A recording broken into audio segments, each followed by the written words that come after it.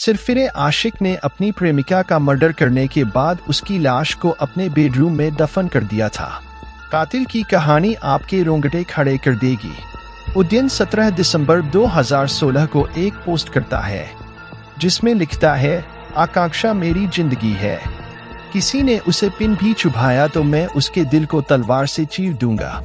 Video आगे बढ़ने से पहले आप लोगों से छोटी सी रिक्वेस्ट है, इस वीडियो को लाइक और चैनल को सब्सक्राइब करें। इस पोस्ट में आकांक्षा के साथ उसकी तस्वीर भी है। एक और पोस्ट है जिसमें वो लिखता है कि इस बात पर कोई शक नहीं है कि उसने मुझे पूरी तरह बदल दिया, मुझे अच्छा इंसान बनाया। मैं सिर्फ एक नियम फॉलो करता हूँ। आकांक्षा के दोस्त मेरे दोस्त हैं, उसके दुश्मन मेरे दुश्मन।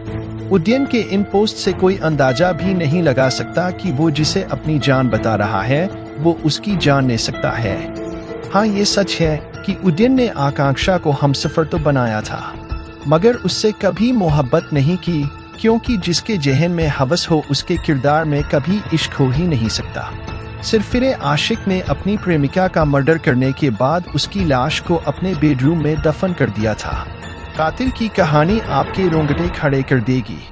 उद्यन कितना बेरहम था इसका अंदाजा इस बात से लगाया जा सकता है कि उसने अपने सबसे करीबी 3 लोगों की हत्या की। माँ बाप की इकलौती औलाद उनकी मौत की वजह बनी, वहीं जिस गर्लफ्रेंड को वो बीबी बनाने का दावा करता था उसने उसे भी नहीं बख्शा। पश्चिम बंगाल के बांकुरा की रहने वाली आकांक्षा उर्फ श्वेता बेहद खूबसूरत थी। वह बहुत मिलनसार लड़की थी। उसी साल यानी 2007 में उसकी मुलाकात सोशल मीडिया के जरिए उद्यन नाम के लड़के से हुई। दोनों की दोस्ती कब प्यार में बदल गई पता ही नहीं चला। सोशल मीडिया से शुरू हुआ ये रिश्ता मुलाकातों और लंबी बातचीत में बदल गया। यह क्रम 7 साल तक ऐसे ही चलता रहा। ऐसा लग रहा था मानो आकांक्षा उद्यम के प्यार में पागल हो गई हो। वह उसे किसी भी कीमत पर खोना नहीं चाहती थी, इसलिए उन्होंने अपनी जिंदगी का एक बड़ा फैसला लिया।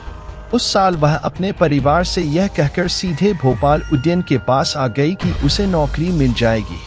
वहां वह साकेत नगर में उद्यन के साथ रहने लगी, लेकिन इस दौरान उसने अपने परिवार को बताया कि वह अमेरिका में काम कर रही है।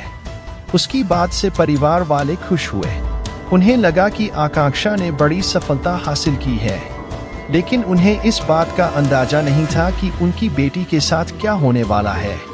तभी अचानक आकांक्षा ने अपने परिवार से बात करना बंद कर दिया। परिजनों ने काफी प्रयास किया लेकिन कुछ पता नहीं चल सका। इसके बाद आकांक्षा के भाई ने उसका नंबर ट्रेस किया तो उसकी लोकेशन भोपाल में मिली। जब उसके परिवार को शक हुआ कि आकांक्षा भोपाल में उद्यन के साथ रह रही है, अब घर वालों को उसकी चिंता सताने लगी। जब परिवार वाले हताश हो गए और उन्हें अपनी बेटी का कोई पता नहीं चला तो उन्होंने थाने जाकर आकांक्षा की गुमशुदगी की रिपोर्ट दर्ज कराई। पुलिस मामले की गंभीरता को समझ रही थी। बांकुरा पुलिस टीम तुरंत भोपाल आई लेकिन उन्हें कुछ नहीं मिला। फिर भोपाल पुलिस की मदद ली गई और जांच आगे बढ़ी तो पूरे मामले का सनसनीखेज खुलासा हुआ। जांच के दौरान पुलिस को पता चला कि उद्यन ने अपनी प्रेमिका आकांक्षा की हत्या कर दी है और उसके शव को अपने घर के बेडरूम में ही दफना दिया। ऊपर से फ्लोरिंग की गई थी। उनकी निशानदेही पर पुलिस ने शव के अवशेष बरामद कर लिए। बांकुड़ा पुलिस ने 30 अप्रैल 2017 को आरोपी उद्यन के खिलाफ केस डायरी समेत करीब 600 पन्नों की चार्जशीट कोर्ट में पेश की थी।